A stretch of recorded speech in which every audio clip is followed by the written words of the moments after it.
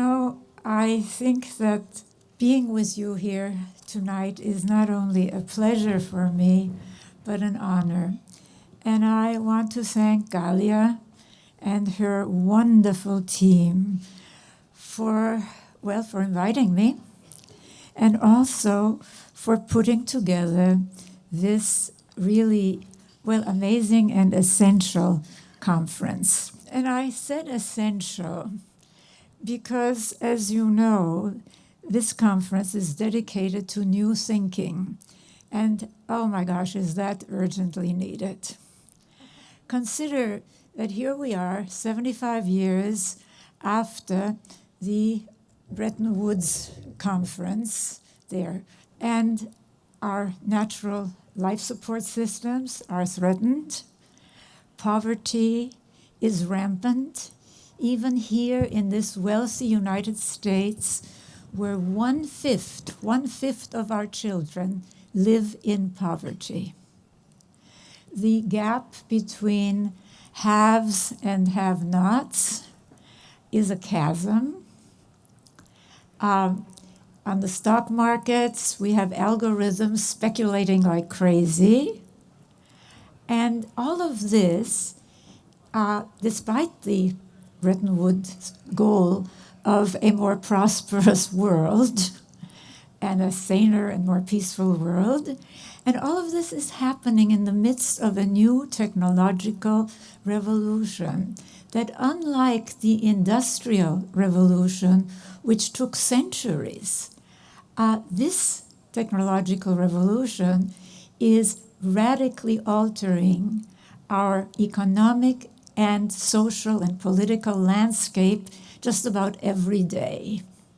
And yet, our policies, the policies to presumably address all of this, are, they're not only proving ineffective, but actually, in many respects, harmful. And they're being made looking through a rear-view mirror, aren't they? Rather than looking at our present, much less at our future. So, I want to invite you in the short time we have together tonight to join me to do something new and exciting.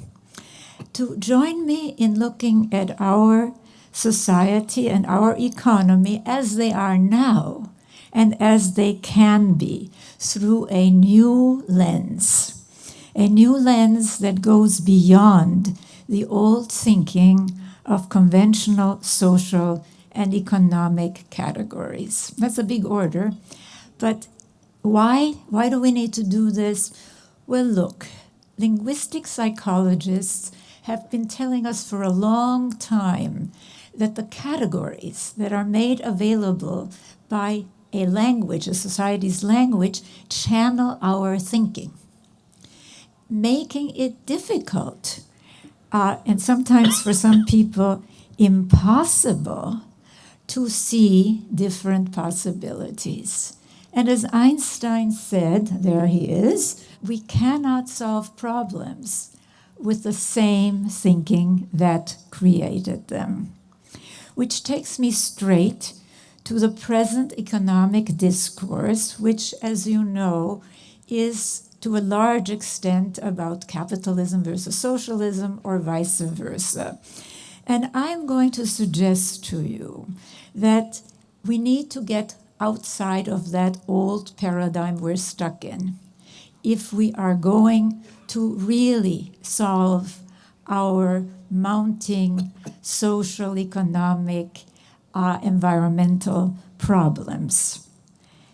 For starters, and I just want to give you a little bit of background, yes, both capitalism and socialism, they came out of the 1700s and the 1800s, early industrial times. So in our post-industrial knowledge service era, they would be antiquated on that count alone. But there's really much more, because neither capitalism nor socialism have prevented the despoilation of our natural environment, they've certainly have not brought a generally high good quality of life for all. Now, capitalism did bring a growing middle class, but at the same time, I don't have to tell you that it is destroying our environment. It's deeply widening the gap between those on top and those on bottom, leaving huge numbers of people in poverty. Going on to socialism, of course, it did alleviate dire poverty, didn't it? But think about the two large-scale applications of socialism in the former Soviet Union and in China, because they turned into repressive, violent systems where under Stalin and Mao, millions of people were killed, regimes with neither freedom nor equality, where those on top live much better than the mass of people. And as for, well, both created horrendous environmental problems, as we can still see today in China, where according to the World Health Organization, in 2016, in 1 year, over 1 million Chinese people died from the effects of ambient pollution. So both capitalist and socialist theories, however, were attempts to move to a more just economic system. I mean, Adam Smith, he challenged mercantilism, which was really controlled from the top by kings and court officials. And then Marx came along and he challenged, well, capitalism and the exploitation by so-called nobles and the burgeoning middle class of peasants and workers. But, and this is something really that we have to pay attention to, neither Smith nor Marx paid attention to our natural environment. For Smith, nature, what he saw really was unlimited economic growth, with nature just there to be exploited. And as for Marx, he saw unlimited industrial expansion, again with no thought to the damage caused to our life support systems. So for both of them, really, nature was just there to be exploited, period. As for the work of caring for people starting in childhood, for people's health, keeping a clean and healthy home environment, that too was not part of either of their economic equation. For them, these vital activities were just reproductive rather than productive work, even though they're essential if we're going to have any kind of a workforce. So really, this is something that we have to pay attention to, because you can't just tack on environmental harmony with nature to an imbalanced paradigm. And yes, theories are important. They're roadmaps, aren't they? So we do have to pay attention. And this view, now this is where things get a little bit more interesting, this view that did not assign economic value to the work of caring for people or keeping a clean and healthy home environment, which of course, if you think about it, carries over to the devaluation of caring for our natural environment. It came out of the value system of the times when both Smith and then Marx developed their theories. And then, as in many cultures to this day, that was just, quote, women's work, to be performed for free in male-controlled households. So it was basically invisible. And really, as late as the mid-19th century, when Marx wrote about socialism, and even later, to this day, this work is just considered, quote, women's work. And in many places, as I said, this women's work in both homes and the market was at that time legally the property of their husbands or their fathers. So, and here's where my legal background sort of helps a little bit. I found out that as late as when Marx wrote, in many jurisdictions, in most jurisdictions, if a woman was injured, she could not sue for her injuries herself. Only her husband could for, quote, loss of her services. So you can see why this work just didn't become part of the economic paradigm. And unfortunately, we've inherited this. This devaluation of care work, caring for people, starting in early childhood, caring for our Mother Earth, is still the focus of economics. It is excluded in the focus of economics, which, as you probably know, really focuses on a very limited economic map. The market economy, the government economy, to some extent, the illegal economy, but the three life-sustaining sectors and their economic contributions are ignored. So what we really need, for starters, is a new economic map that includes them, as you can see. And I want to say to you that this is essential not only for human and environmental reasons, but for purely economic reasons. Because consider, in our knowledge service era, as economists somehow never tire of telling us, the most important capital is what they like to call high-quality human capital. Well, we know from both psychology and neuroscience that whether this, quote, high-quality human capital of resilient, flexible people able to learn, to work with others, to quickly adapt to new circumstances, including new technologies, whether this is produced or not, really hinges to a very large extent on the care and education children receive early on. So we're back to this work that has been excluded from the conventional economic paradigm that is still taught in our universities and that is still central to the popular and to a large extent the scholarly discourse. And what we come to here, as I said, it gets more interesting because this is really a systems analysis, is the fact that, look, economic and social systems are inextricably interconnected. So economics, don't just spring up like Athena was supposedly sprang out whole from Zeus's head, right? In isolation.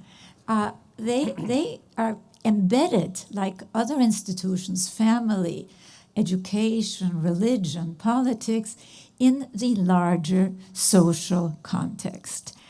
So the exclusion from economics of the value of caring and caregiving work in the three life-sustaining economic sectors of the household, the community, and natural economy was the result of the social context out of which both capitalist and socialist theory arose in the 1700s and 1800s. However, once you look at social contexts in terms of our conventional social categories, you can't explain this, can you? And also, looking at them through these old lenses doesn't help us move forward. So here we again come to what I started with, the need for new language that goes beyond the very familiar old social categories like right versus left, religious versus secular, Eastern versus Western, Northern versus Southern, and so forth. You know, first of all, if you really think about it, societies in every one of these categories have been violent and repressive.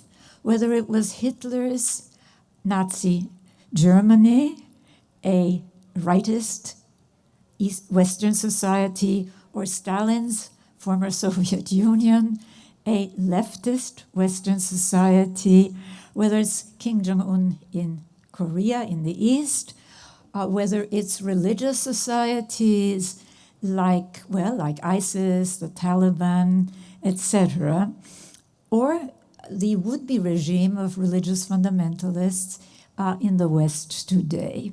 Because look, societies in every one of these categories really only look at one or another aspect of society. As you can see, I mean, are they secular or religious? Where are they located? What kind of economic system do they have?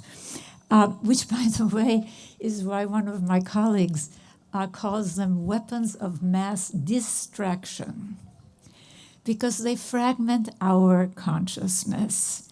And even more critically, if you really think about these categories, and I urge you to do that, you see that every one of them pays scant, if any, attention to the majority of humanity, women and children. And obviously, if we only look at part of a picture, well, the obvious is you can't see the whole picture, can you? And so the problem is that this really goes against every principle of what we hear so much about today, systems thinking, systems literacy. And this is why the method developed in my research over the years, the study of relational dynamics, takes into account a much larger database, a database that includes the whole of humanity, both its female and male halves, the whole of our lives, not only as conventional categories do, politics and economics as conventionally defined, but where we all live, in our family and other intimate relations. And yes, as those of you familiar with my book, The Chalice and the Blade, know, which, by the way, is now in its 57th printing in the US. Wow. Thank you. But it also takes into account the whole of our history, including that long span of millennia that we call prehistory. What happens when you look at this larger database, you can see configurations that keep repeating themselves cross-culturally and historically. The partnership system and the domination system. And what we see is that despite all their differences, the repressive and violent societies I just mentioned are based on top-down rankings of domination. Man over man, man over woman, religion over religion, race over race, sexual orientation over sexual orientation, and so forth. And a striking thing, and this is really important, is that in these societies, these rankings, which are of course ultimately backed up by fear or by force, they're not only present in economic and political relations, but also in family, in childdom, and in gender relations. And all these, of course, are interconnected. So very, very briefly, I want to give you the configuration of the core configuration of the domination system. First, as you see, the family, economic, and social structure has rigid hierarchies of domination. And I really want to emphasize that this is also in the family, because that is really important.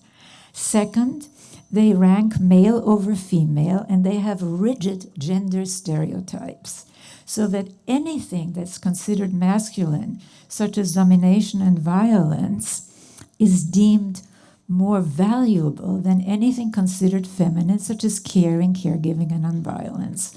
Third, they have a high degree of violence and abuse, from child and wife beating to pogroms, to lynchings, chronic wars. And fourth, their beliefs and stories. And we humans live by stories, and we've got to change the story. This is what we're doing here, isn't it? Changing the story.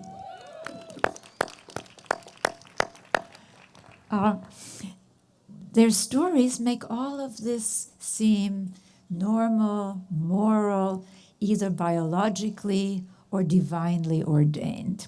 By contrast, the partnership configuration, it has a very different structure. It's always a matter of degree. No society is a pure partnership or domination systems. I mean, you can see, for example, these examples in cultures as varied as the La Paz Zapotec of Mexico, the Minangkabau of Sumatra, where there really is a very high value of caring for both children and nature. They get it. And we also see it, and I'll return to that, in some European nations, particularly Sweden, Finland, Norway, where there is a generally good standard of living for all. First, they have a more democratic structure in families, economics, and the state of tribe. And they do have hierarchies. But I had to coin new words again. Because, we need parents, we need teachers, we need managers, we need leaders. But there's a big difference between hierarchies of actualization and hierarchies of domination. In hierarchies of actualization, people are empowered rather than disempowered. And yes, responsibility, respect, accountability doesn't just flow from the bottom up. It flows both ways. This is something that we hear a lot about today. Also, of course, they have a much more democratic structure in gender relations. They have fluid gender roles, equitable gender relations, so that traits and activities, and this is where you see systems dynamics that are considered soft, feminine in domination systems, are highly valued in women, in men, and in social and economic policy. And this is really very important, and I'll get back to it. But third, they do not have a high degree of violence and abuse because they're not needed to maintain these rigid rankings of domination. And as for their belief system, they recognize the obvious cruelty, violence are human possibilities, but their beliefs and stories deem caring, mutual respect, and really benefit and caring normal, natural, biological, etc. So you can see right away that contrary to conventional social categories, and I really want to emphasize this, such as right versus left, religious versus secular, Eastern versus Western, Northern versus Southern, and so forth, the categories of the partnership and domination system do not ignore or marginalize how a society constructs childhood and gender roles and relations. They recognize what we know from both psychology and neuroscience, that what children experience and observe early on impacts nothing less than how our brains develop, and hence how people think, feel, and act, including how they vote and work. Indeed, it is largely, and this is really something important for us to recognize, that it's largely through childhood and gender roles and relations that children first learn what is considered normal, moral, inevitable, which explains why, for Hitler's rightist or Stalin's leftist, or for Eastern or Western religious fundamentalist leaders, a top priority is preserving or returning to a so-called traditional family, which is code. It's code for an authoritarian, rigidly male-dominated, highly punitive family. Why? Because look, it is here that children learn before their brains, much less their critical faculties, are fully developed, that one kind of human is more valuable than another kind of human, as in the ranking of male over female. And they also learn another lesson, which is essential for domination systems, that it is very painful not to obey orders, no matter how arbitrary or unjust. Yet for many people, and this includes even many highly educated people who consider themselves progressives, these are just women's and children's issues.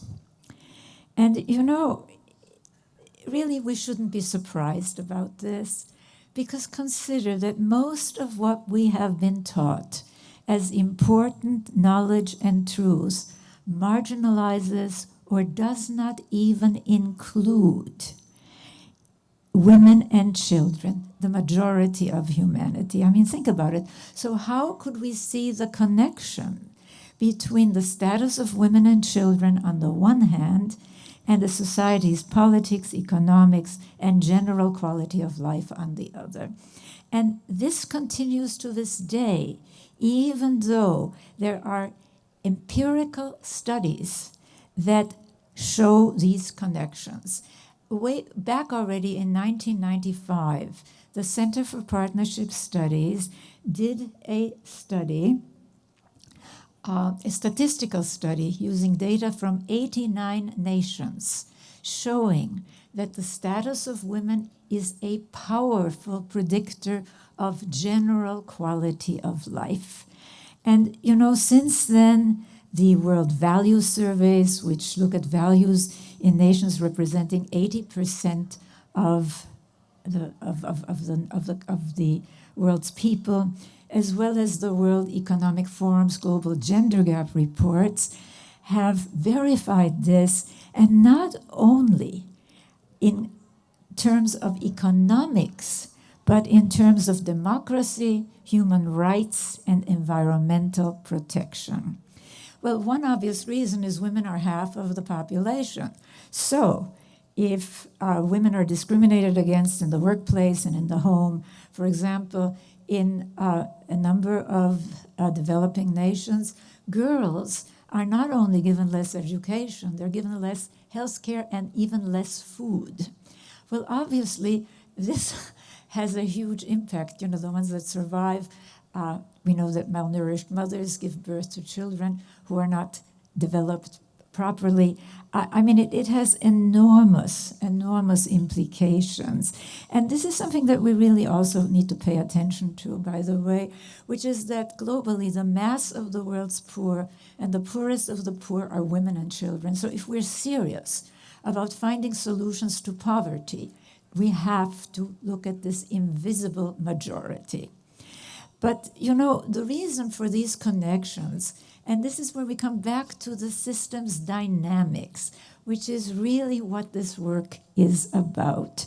The systems dynamics of domination systems and partnership systems and their effect on what is or is not economically valued. And as you glimpsed in the in relationship to the cultural roots of capitalism and socialism, domination systems have a gendered system of values. That's right. We don't think of it that way, but that's what it is, in which anything considered soft or feminine, like caring, caregiving, nonviolence, is devalued. And I have a mosquito who's come to visit. All right? So consider that somehow there is always money, isn't there, for prisons. And what is that? The stereotype, the dominator stereotype of the punitive male head of household, right? And there's always money for weapons, for wars. What is that? That is, again, a masculine, so-called masculine stereotype in domination system, the violent hero. But somehow there isn't enough money for caring for children, for people's health, for keeping a clean and healthy environment, for the so-called soft or feminine. And this evaluation, obviously, I mean, and I want to repeat this, yes, it has a very bad effect on general quality of life, but economically, in our post-industrial age, this is potentially disastrous because of what I mentioned earlier, and it really bears repeating when economists tell us that the most important capital is this high-quality human capital. For goodness sakes, let's keep in mind what neuroscience, hard science shows, that whether people's capacities are or are not developed largely hinges on the quality of care and education children receive. So investment in caring for and educating people is the best investment a nation can make. So what I've really been talking to you about is a very simple equation that as long as values considered soft or feminine are discounted and undervalued, we really cannot realistically expect policies that support the work of caring for people and for nature. So we're talking about a paradigm shift, aren't we? And pardon the word, paradigm has been sort of ground into the ground, but that's exactly, it's a worldview shift. And I want to again say none of this is taught in our schools and universities, despite findings from neuroscience, which, by the way, are detailed in the new book that Galia has kindly bought as a birthday present for me, for all of you, which just came out with Oxford. Yeah, it just came out with Oxford University Press this month. So you've got it hot off the press. Again, that of the lifelong impact of childhood experiences, child development is still marginalized in our siloed universities. If it's taught at all, it's only taught in relation to the family. It should be taught in relation to sociology, to political science, to economics, so that we can connect the dots. And there's another thing. I mean, think about it. Out of over 600 years of so-called humanities or modern science, which, as the historian of science David Noble noted, really came out of a clerical, monastic, medieval, generally misogynistic, what he calls world without women. Out of these over 600 years, only 50 years ago did gender studies, women's studies first and then men's and gender studies, even enter the university. And then it is still, as you well know, completely marginalized. So it's really a lot that we have to change, but it's not that complicated. Once you start thinking, doing systems thinking, and use new social categories, and also new studies that make it possible to see connections that are invisible through the lenses of the old studies and the old categories, then you have a roadmap to go forward. So I want to now move to 4 steps that we can take, because, I'm a visionary, but I'm a very practical visionary. And I think that you need to know what are the most important intervention points, okay? So the first step is recognizing that our old economic systems of both capitalism and socialism came out of more rigid domination-oriented times, and that we need a new economics that goes beyond them. Now, this does not mean that we should, so to speak, throw out the baby with the bathwater, okay? We certainly want a strong free market. We don't happen to have one. I mean, but it would be nice to have one. That would be a partnership element, right, of capitalism. And we certainly want enlightened government policies, and I have nothing to say about that for the moment.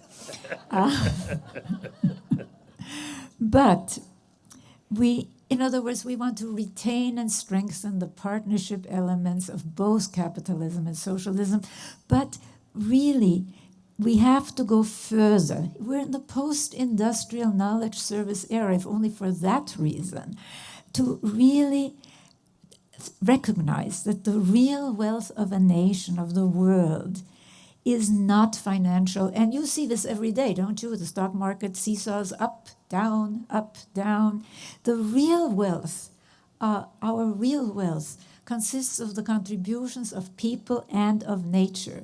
So we need what we have not had: economic metrics, and I'll get to that, rules, practices, policies that accord value and reward the most essential human work of caring for people starting in childhood and caring for our Mother Earth. In my book, The Real Wealth of Nations, which Galia mentioned, I have called sort of the outline that I provide for moving to this system partnerism or caring economics, knowing full well that to some people, just calling something caring is going to immediately trigger this response that it is soft, it's feminine, it's not effective, and I'll get to that in a minute. But you know, this revolution that we're seeing in gender roles and more flexible, more fluid gender roles, we're today hearing from prominent male corporate leaders about caring policies and caring practices, aren't we? Because they recognize, what I'll get to in a minute, that they are effective. But I really want to make a point here. As long as we think that it's capitalism versus socialism or socialism versus capitalism, we can't recognize that what we're really struggling to leave behind is domination economics. Domination economics. And another mosquito. Boy, they really are friendly. What do I mean by that? It can be ancient or modern, can be Eastern, like the old Chinese empire, the Indian caste system, Middle Eastern chieftains, or it can be Western, like feudal or mercantile times. We're talking about domination economics with today's mega corporations really being the new fiefdoms on a much larger global scale. And you know, from this perspective, it's really interesting because we then can see what so-called neoliberalism and that so-called trickle-down economics is all about. I mean, think about it. Isn't it really a continuation of traditions of domination where those on the bottom are supposed to content themselves with the scraps dropping, you know, as in the Hollywood movies you've seen, from the opulent tables of those on top. It is pure domination economics. So that takes me to the second step, which is very important, recognizing that, as I said, economic and social systems are inextricably interconnected. And very specifically, the difference is whether they orient to the domination or partnership side of the social scale, with each system's very different set of values influencing economics. Now, the good news, because I do want to give you some good news, And there's lots of good news, actually, but I will focus on the fact that we really don't have to start from scratch. If you look at modern history through the new lens of the partnership domination continuum, because as I said, it's always a matter of degree, you see that over the last centuries, at least in some world regions, we have been moving towards the partnership side again. And I say again because the evidence is huge now that for the vast majority of the millennia of human societies, our original course was in a partnership rather than domination direction. And stories, yeah, because you remember selfish genes, original sin? I mean, we've been brainwashed, haven't we? So it's time that we really look at the evidence, and that is summarized in many books, including some of mine. But consider all the progressive social movements of modern times have challenged one thing: traditions of domination. Back in the Enlightenment, what was really challenged? The so-called divinely ordained right of kings to rule over their, quote, subjects, right? And then, of course, the feminist movement challenged, again, the supposedly divinely ordained right of men to rule over the women and children in the so-called castles of their homes.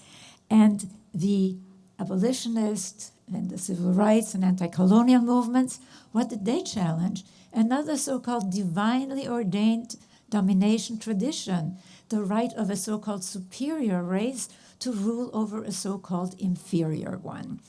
If you look at the movements for social and economic justice, they were challenging top-down economic control.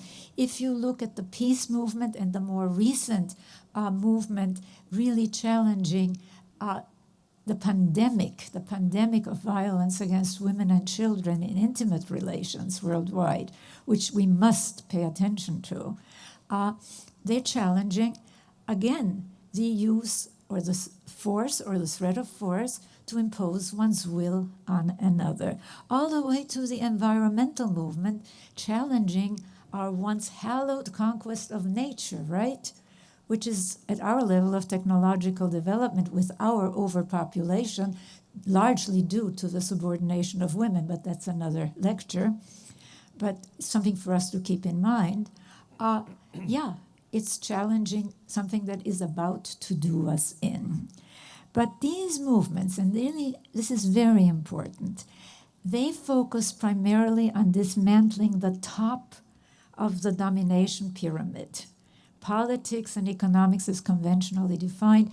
They have left the foundations, foundational parent-child, gender, family relations on the domination side, and it is on those foundations that regression after regression keeps rebuilding the domination system, as we're seeing today in our nation. If you really analyze what happened in the election of Mr. Trump, it was this ranking, wasn't it? This idea of in-group versus out-group thinking learned early in childhood, which is, again, why we need to leave behind the old ways of thinking if we're going to stop these regressions. And that takes me to the third step, to moving to a caring economics of partnerism, and that is debunking the old assumption that caring policies and practices are not economically effective, because study after study shows that they are.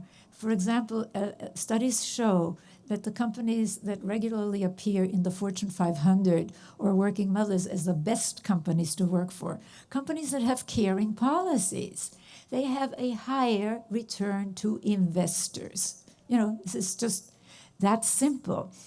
And not only do businesses have a high ROI, return on investment, from caring policies, so also do nations. And I really want to tell you about that, because if we use this new lens, we can clearly see that. We see it in nations that at the beginning of the 20th century were so poor, they had famines. You know, Minnesota got populated by people fleeing, right? Famines. Today, these nations are regularly in the highest ranks of the World Economic Forum's Global Competitiveness Reports.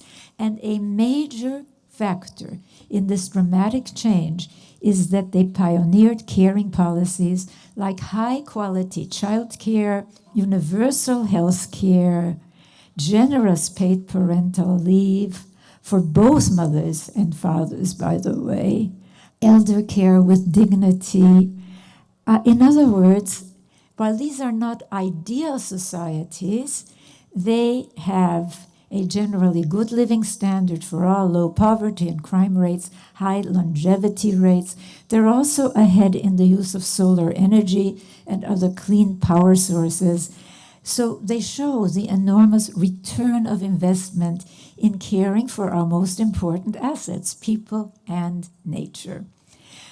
But, and this is where I want to take you back for a minute to looking at what happened there through this new lens, because this is why we need these new social categories. It did not happen in a vacuum. It happened because these are the nations that have moved closest to the partnership side of the partnership domination continuum of any so-called developed nations. First, in contrast to domination systems of authoritarian rule in both the family and the state, they have more democracy and equality in both the family and the state. Second, in contrast to domination systems where rigid rankings are ultimately backed up by fear and force, they have been in the forefront of trying to leave behind traditions of domination. Think about it. First peace studies came out of these nations. The first laws saying that using physical discipline against children in families is against the law. They have a strong men's movement to disentangle, quote, masculinity from its domination equation with domination and violence. Third, rather than, well, the rigid ranking of male over female of domination systems, they have a much more equal partnership between women and men in both the family and the state, so that about 40 to 50% of national legislators are female. And this is where we come back to the dynamics that we have to really understand if we are to really successfully make change. Because as the status of women rises, men no longer find it such a threat to their masculinity, right, which gives them status in domination systems, to also embrace more stereotypically feminine traits, activities, and policies. So men too vote for these caring policies. And, you know, I want to say that these are not socialist nations. They have a very healthy market economy. They very often call themselves caring societies. And I want to make one more point about them. Contrary to what we're sometimes told, this happened not because these are relatively small and homogeneous societies, because think about it, there are other relatively small homogeneous societies that are very domination-oriented and have hardly embraced caring values. This is why we need new categories. Now, that takes me to the fourth and final step I'm going to cover with you today. And this is that we must change how we measure economic health. Just think about GDP, which of course, it would be funny if it weren't so tragic, because GDP really includes activities that actually harm and take life as productive work. And I'm not just it's not just making the cigarettes, but the resulting medical bills, the resulting funeral bills, they're all great for GDP, aren't they? Same with fast foods, with high fructose, same with oil spills, you know, the cleanup costs. I mean, the whole thing is crazy. But not only does GDP include negatives as positives, it fails to include the huge economic value of the essential activities of the three economic sectors ignored in present thinking: the natural economy, the community volunteer economy, and the household economy, the three life-sustaining sectors that I propose in the real wealth of nations must be included in our economic paradigm to meet our unprecedented challenges. Now, some people will say, well, wait a minute, you can't quantify this. Well, of course you can't quantify the value of caring, but you can certainly quantify its economic value. And that has been done. For instance, a recent Australian report found that if the unpaid caring work performed in households were included, it would constitute 50% of the reported GDP. Think about that for a minute. I mean, that is huge, and yet it has been invisible. It's not taught in our schools, it's not in most economic treatises, and it's up to us, to you, to change that so that the thousands of economists who graduate every year have a more complete model of where economic activity is taking place and where it is most productive over time. And this problem of metrics is why the Center for Partnership Studies developed social wealth economic indicators, or SWAYs.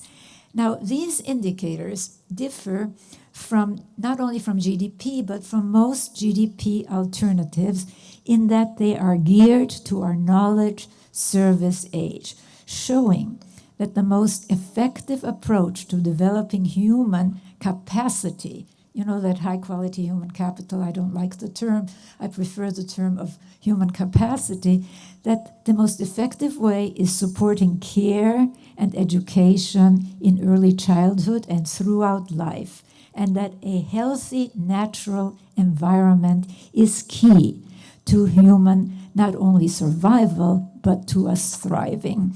And I should also add that social wealth economic indicators are different from other GDP alternatives, which just give us a snapshot of what is in terms of quality of life. They not only look at outputs, but also at the inputs that make for better outputs. And once you do that, you begin to see, well, for example, SWAYs show that it is not coincidental that the United States invests less than half of what other OECD nations do in family-friendly policies, less than half, and that it has the highest infant mortality, maternal mortality, and child poverty rates of OECD nations. We've got to really provide this missing information to policymakers and to all of us to make sound economic decisions. Now, I can tell you more about SWAYs, which, of course, unlike GDP and GDP alternatives, they do pay attention to childhood and to gender. But I'm not going to, because you can find out more about it at centerforpartnership.org. And also, we're going to have a continuation of our session on these indicators, and you're all welcome to come. So I just want to close by inviting you to join with me in block by block, building a new economic system that can meet the challenges we face. A system that, as Nobel Peace Laureate Archbishop Desmond Tutu wrote about the real wealth of nations, provides a template, and I quote, a template for the better world we have been urgently seeking, or as acclaimed author Charles Eisenstein, who's here with us tonight, calls it, quote, the more beautiful world our hearts know is possible. Economic systems are human creations. We can create an economic system, economic rules, metrics, policies that support caring for ourselves, others, and our Mother Earth. So let's do it for ourselves, for our children, and generations to come. Thank you.